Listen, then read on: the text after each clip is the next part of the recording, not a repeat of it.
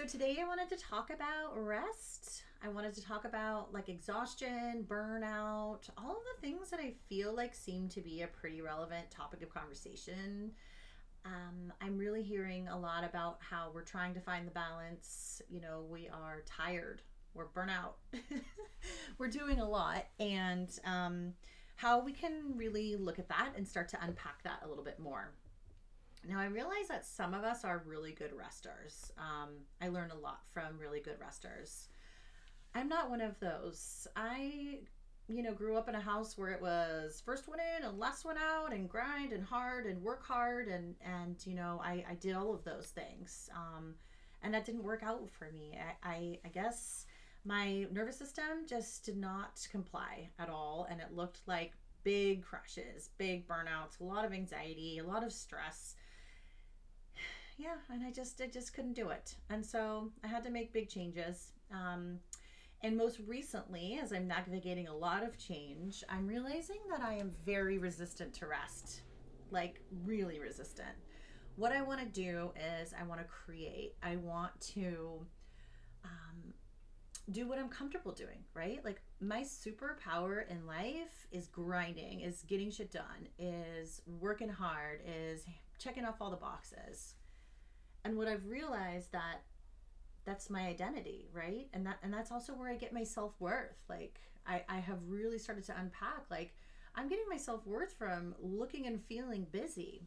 And I realize, like, yuck, I don't want to get my self-worth from those areas, right? And so that is a big shift for me. So the things that I feel like are really important to look a little deeper into is, if our bodies are calling out rest, like, hey, I'm tired, like, let's chill. Can we do that? Are we in a place in our lives where we're like, okay, life has to be put on hold for a moment, and I am going to do what I know I need to do, which is take some really well deserved rest? Even further than that, what does your rest look like? For years, my rest looked like binging Netflix and pedicures and baths. And what I realized was that, well, baths are still pretty soothing, but for the most part, my rest was still very much an activation of the nervous system. And so, as I really started to look deeper into the nervous system and learn about what's happening up in here to just try and chill, I realized a lot of things. And one of them is that if I'm not checking in with myself to understand how I'm feeling or how this is affecting me, or how this is making my heart and body feel, then I'm basically not embodied. I am in my nervous system of fight or flight, and I am not connected. And so most recently, I really am here to be present. I want to be a present mom. I want to be a present friend, daughter, sister, person. And that's very important to me. And it comes before everything. That doesn't mean that I'm not still human. But what it means is that when you start to shift your values and you start to check in with yourself to understand, like, what is it that I need right now and what's important to me, things start to change, right? So I really wanted to be able to answer the questions like, what lights me up? What is my purpose? Like, what am I here to find important in life? And with that took a lot of getting quiet and a lot of slowing down. I had a situation the last couple of weeks where I was having some, like, literally like physical symptoms related to my resistance to rest, and it was pretty scary.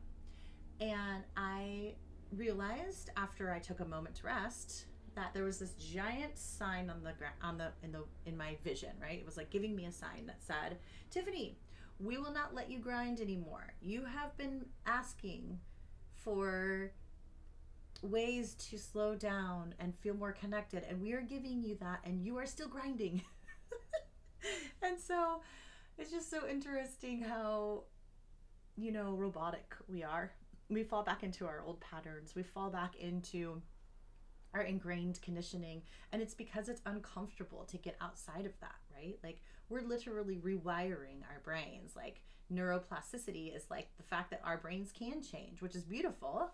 However, it takes really intentional awareness to do that, because our thoughts just want to go down the same little patterns, right? So 95% of our thoughts are not conscious. The same thing that we did yesterday. So that means that like 5% of us are only in our aware presence, which to me is mind-boggling.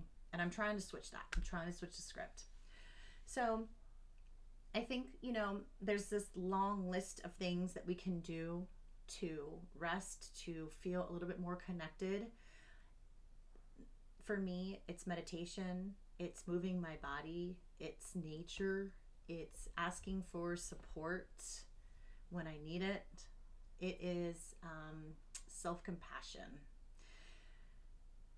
I don't really think that we are able to truly move into a deep rest until we are truly able to show ourselves compassion for what it is, whatever it is that we're going through, and whatever it is that our body is asking us of. Because there's a lot of fighting that goes on, at least in my world, right? Like, I can't rest because and I have to get this done, and blah, blah, blah. I have kids, and all the things. And so,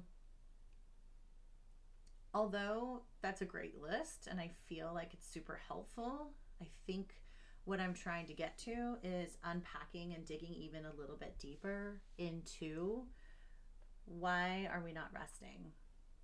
Why are we choosing to consume ourselves with scrolling through mindless social media or watching shows on Netflix? Why are we not able to get still? Why are we not able to slow down? Why is that not a priority? And, looking at those things with curiosity, moving away from judgment or shame, still like throwing in that self-compassion piece is super important when we start to look into these bigger questions. And I think most importantly, the answers are there for us, right? And if we can connect to that, we can move like into so much more of a fulfilling and purposeful state of being. So that's really what is important to me. That's really the reason why I am creating these videos and blog posts and these offerings, is because I want to learn and teach people how to relax, how to slow down, how to nourish and understand their nervous system, how to be a more present person, how to have more self-compassion. All of these things are very important to me and something that I have been really enjoying learning about and navigating through with my clients. And so if you have any interest in these things that I'm talking about, like, let's get together. That's another really big part of what I am doing here, is trying to create and cultivate community, sister circles and retreats and private individual sessions if you're craving more of that individual support where you feel more comfortable one-on-one.